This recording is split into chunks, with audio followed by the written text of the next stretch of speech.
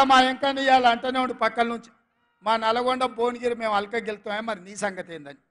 ఇక నా సంగతి ఏందో మీరే చెప్పాలి, ఎందుకంటే ఇక నేను కాదు కదా చెప్పాల్సింది.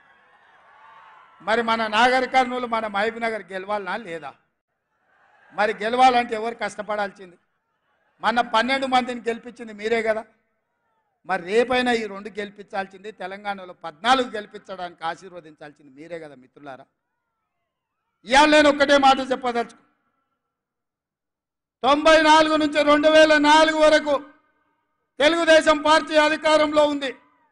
2004 నుంచి 2014 వరకు డాక్టర్ వైఎస్ రాజశేఖర రెడ్డి గారి నేతృత్వంలో కాంగ్రెస్ అధికారంలో ఉంది.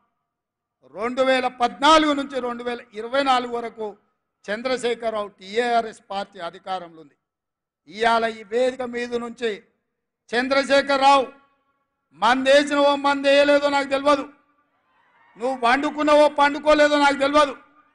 వాళ్ళ ఇంట్లో నేను చెప్తున్నా, లేపూరి చంద్రశేఖరరావుని టీవీ చూపించురే రేవంత్ రెడ్డి ఏం చెప్తున్నాడు. 2024 నుంచి 2034 వరకు కాంగ్రెస్ పార్టీ తెలంగాణ గడ్డ మీద ఈ 10 ఏళ్ళు ప్రభుత్వం ఉంటుంది. 30 జెండా తెలంగాణ గడ్డ మీద ఎగరేస్తాం. ఇది మా కార్యకర్తల మీద ఆనా. పాలమూరు బిడ్డగా నేను మాటిస్తున్నా. 10 ఏళ్ళు తెలుగుదేశం, 10 ఏళ్ళు కాంగ్రెస్, 10 ఏళ్ళు బీఆర్ఎస్, మళ్ళా 10 ఏళ్ళు పాలమూరు బిడ్డగా చెప్తున్న కాంగ్రెస్ ప్రభుత్వం. ఇందిరమ్మ రాజ్యం ఉంటుంది.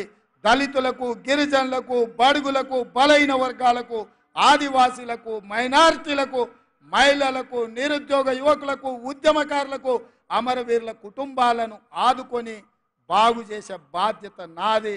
పాలమూరులో ప్రతి ఎకరాకు నీళ్ళిచ్చే బాధ్యత నాది. నాకు వయసు ఉంది, ఓపిక ఉంది. ఎవడన్నా అటు ఇటు చేస్తే తోక గత్తిరిచ్చే కత్తెర నా జేబులోనే ఉంది బిడ్డ.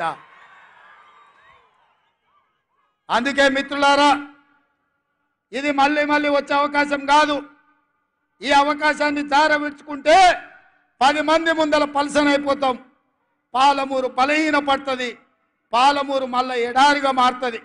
అందుకే పార్టీలకు అతీతంగా, ప్రాంతాలకు అతీతంగా ఇవాళ జెండాలు ఎజెండాలు కాదు, ఈ పాలమూరు బిడ్డ బలపడాలి, జాతీయ స్థాయిలో గుర్తింపు రావాలి అంటే ఈ నల్గొండ జిల్లా నుంచి మొదలు పెడితే అది ఖమ్మం కావచ్చు, ఆదిలాబాద్ కావచ్చు, వరంగల్ కావచ్చు, మెదక్ కావచ్చు, నిజామాబాద్ కావచ్చు, రంగారెడ్డి కావచ్చు, హైదరాబాద్ కావచ్చు, నా పాలమూరు గడ్డ కావచ్చు, 14 పార్లమెంటు సీట్లు గెలవాలి.